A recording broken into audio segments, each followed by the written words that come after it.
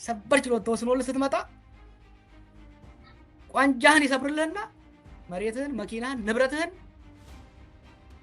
አስረክበው ተወጣለ ማለት ማአት ሰው ነው እንደዚህ ንብረቱን አስረክቦ ይወጣው ለዚህ ነው ሰው ልክ እንደ ሞላኩሪ ባንዴ ገንፍሎ ይወጣበትና ሶሻል ሚዲያን ያተለቀለቀበት ምክንያት ከዚህ ጋር የተያዘ እያንዳንዱን ቤት ሲያንኳኳ ስለነበረ ነው እንደገና ደግሞ ኔትወርኩ ስትል እስካደርጌ ድረስ ራሱ ተዘርግቷል እንዳልከው እኔ ራሴ የሚደርሱኝ ነገሮች አሉ እንግዲህ ለዛሬው ካሳዬ ሲባል ባይዘው ማሳያ ነው ብዙ ሰዎች እንዳውን ትላንትና ማታ ለጥፋ አይቼ ነበርና ካሳዬን ያያችሁ ሪፖርት አድርጉ ሲባል ሊትራሊ ራሱን ካሳዬ ማለት ሳይሆን ካሳዬ ሲምቦሊክ ነው ሪፕሬዘንቴሽን ነው ፊት ነውና የናንተን የራሳችሁን ካሳዬ ለጥፉ ማለት በየከተማችሁ በየስፍራችሁ ያለውን የካሳዬን ስራ የሚሰራ ማለት ነውና እሱን በዛ መልኩ እንዲረዱት ነው ትላንትና ማታ ይሄን ጽፈ ነበር ጀዋር ትላንትና ማታ ካሳዬን ሲርና ብለሃል ምን ማለት ነው በዛ ነበር ያ ምን ማለት ነው ካሳዬን ሲርና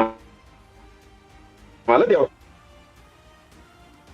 ካሳዬ ስርዓት ነው ማለት ነው ወደ አማርኛ ስቶ መንግስታዊ አሰራር መንግስታዊ ሆኗል ለማለት ያክል ያስቀመጥኩት ካለ እሺ በጣም ጥሩ እንግዲህ ካለን ሰዓት አንፃር የተወሰኑትን ነገሮችንም ልጠይቅ እስቲ ለምን ቪዲዮዎቹን ይቀርጻሉ ቀደም እንዳንዘል ነው የራሴ ተቃቅሼ ስላለፍኩ ይሄን ሁሉ በደል መፈጸማቸው ሳያንስ ይሄን ሁሉ ጭካኔ ማሳየታቸው ሳይቀር ከዛም ባሻገር ሄዶ የራሳቸውን ወንጀል የራሳቸውን አጸያፊ ድርጊት ይቀርጻሉ ደግሞ የሚገርመውና የሚቀርጽ ቡድን አለ ዞሮ ዞሮ ስለተቀረጸ ነው የሚደርሰው ከሩቅ ቆሞ ያየ ሰው አይደለም ይሄን ቪዲዮ የሚቀርጸው ራሳቸውን የሚቀርጹት እንደሰማሁት አንተም ስትናገር የነበረውና ለምንድን ነው የሚቀርጹት ጀዋር ለምንድን ነው ይሄንን በጣም አሰቃቂ ድርጊት ቀርጸው ወደ አደባባይ የሚያወጡት እንደው አደባባይ ባይወጡ ለምን ነው የሚቀርጹት አጠቃላይ በደንብ ከሰሩ ወደ ሸገር ፕሮሞት ይደረጋሉ ምክንያቱም የነሱ አለቆች ወደ ሸገር ፕሮሞት አድርገዋል ዋና የነበሩ ለምሳሌ ዛሬ 6 ዓመት 7 ዓመት ዛካዊ ሰው ሲገሉ የነበሩት አሁን በኦሮሚያ የሚሊሻ ዘርፍ ኃላፊ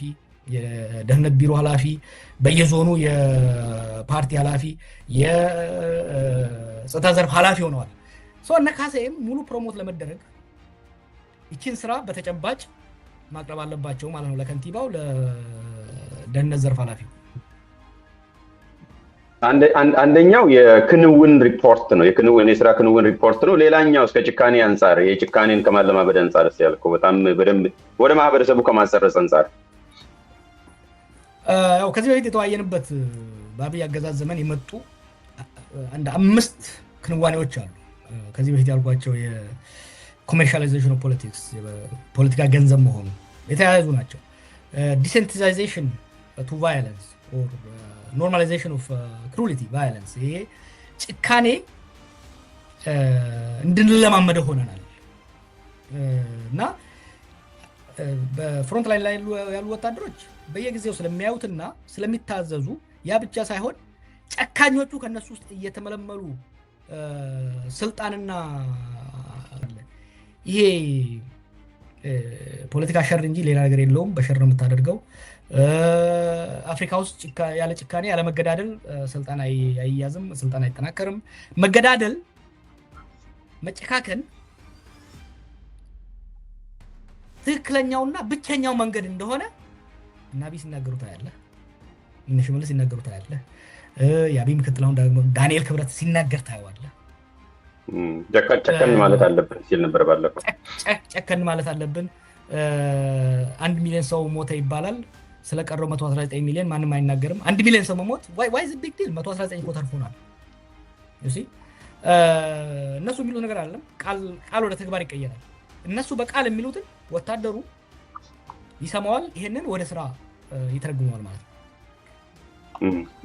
በጣም ጥሩ እንግዲህ ያን የመጨረሻ ጥያቄ በዚህ ጉዳይ ላይ ጀዋር አሁን ሰብሰብ ስናደርገው ወደ መንገድ ግራንድ ስኬል ሌቭል ከታየ የስርዓት መበስበስ ወይስ መደላደልን ነው የሚያሳየው ይሄ ምክንያቱም እነሱ የሚሉት ማንንም አይነቀንቀንም አሁን ኮንሶሊዴት አድርገናል እንግሊዝኛው ስለሆነ መደላደል በአማርኛም ብለውና ባደላድለናል ስለዚህ ከውስጥም ከውጭም ምንም የሚገዳደረን የለንም የሚል ትርክትም አለ ንግግርም አለ በተወሰነ ደረጃ የሚመስል ነገርም አለ ግን ይሄን ነገር ስናይ ከውስጥ መቦርቦርን ዲኬይ ማድረጉን ነው የሚያሳየው ወይስ ኮንሶሊዴት ማድረጉን ነው የሚያሳየው ምክንያቱም እነሱ የሚያስቀምጡት መከራከሪያ ፕሪሚሲስ ስላለ ምንድነው የሚያሳየው አንደኛ በዚህ ውስጥ ደግሞ ሳይታለፍ እንዳንሄድ የምፈልገው አይ ከኛ ጋር ምንም የሚያያዝ ነገር የለም፣ ከኛ ቁጥጥር ውጪ የሆነ ነው፣ እኛ የምንቆጣጠረው የምናዘው አይደለም። ምናልባት ድሮ በእኛ ስር ቢሆኑም ያመለጡ ቫጋቦንድስ ናቸው እንዳልከው ማፊያ ናቸው እንጂ የመንግስት ቁጥጥር ስር ያሉ አይደሉም የሚል መከራከሪያ ያነሳሉ። ቅድም ዞሮ ዞሮ አንስተዋልና አያይዘን ግን በአጠቃላይ ነው የፈለኩት የስርዓት መበስበስ ወይስ መደላደል ነው?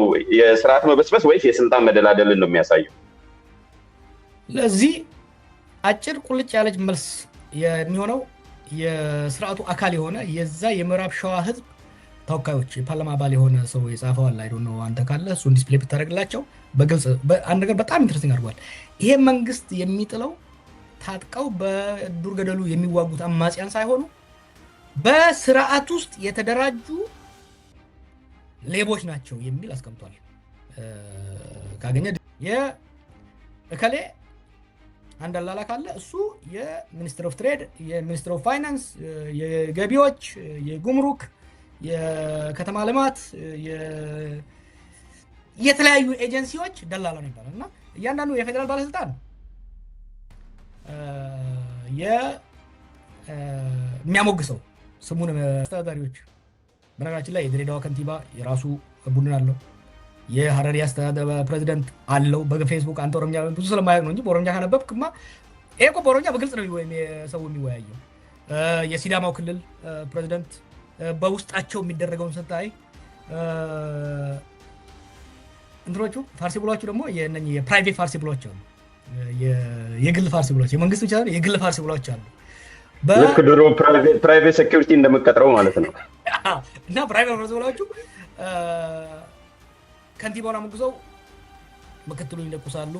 የንግድ ቢሮን ሰውዬ አሞግሰው የከተማ ፕላኑን የተወላቸው ነው። ግን ስርዓት ውስጥ ያሉ ሰዎች ምንድነው ይሄ እሱ ያደራጀው በየከተማው ያደራጀው ማፊያ ቡድን።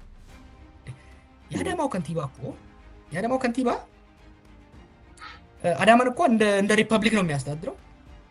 የራሱ የሆነ መንግስታዊ በጎንዮሽ የተደረገ ብልጽግና ብቻ ቤዚካሊ ወደ ሌላም ሳንሄድ 16.3 ሚሊዮን ህዝብ። በነገራችን ላይ አብዛኛው የምታውቃቸው አውሮፓ ሀገራት ይሄን ያህል ፖፑሌሽን የላቸው፣ ብዙ ብዛት የላቸው።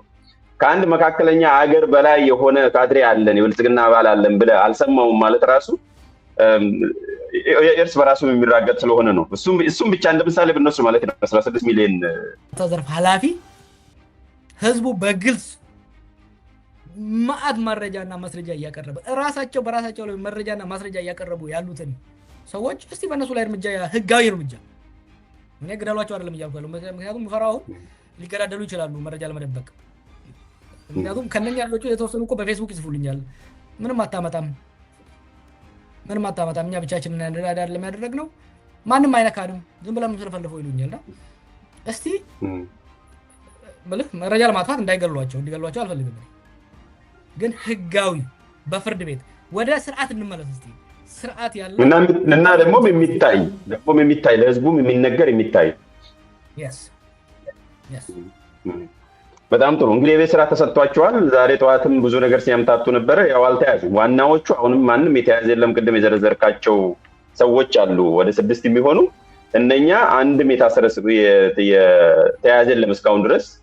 ለማስታወስ ያህል እነ ናኦል ኩምሳ፣ እነ መንጌ ተፈሪ፣ ካሳዬ ዋናው ራሱ፣ ዲቴ ቡላው፣ እነ ደናውል ቀበታ፣ ፍራውል ፍቃዱ እና ቅድም ያልካቸውም ራሱ በመንግስት ውስጥ ያሉ በከንቲባ አንንም እኮ ራሱ እኔ ማስታወሳለሁ ማዳበሪያን ደጋግማ 3 ቀን ስትሄድበት ነው መጀመሪያ ሲክዱ ቆይተው ራሳቸው እርምጃ የወሰደውም ራሱ መንግስት ነው። ታስረዋል፣ በቁጥጥር ስር ውለዋል የሚሉም ኦፊሻሊ የተዘገበም ስለሆነ ሰዎች ወደኋላ ሄደው ዜናውን ማየት ይችላሉ።